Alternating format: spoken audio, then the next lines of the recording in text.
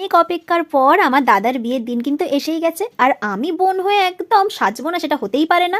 তাই সবার আগে সকাল সকালে রেডি হয়ে চলে গেছি ভালো ভালো ভিডিও আর ছবি তোলার জন্য। আর দেখতে পাচ্ছ পাশে কিন্তু আমার দিদিও দাঁড়িয়ে আছে। আমাকে কেমন লাগছে আজকের এই শাড়িটা পরে আর এই সিম্পল লুকটাতে প্লিজ কমেন্ট করে জানিও কিন্তু যে আমাকে ঠিক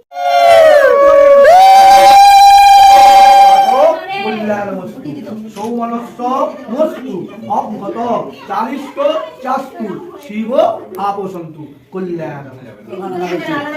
দাদা দাদা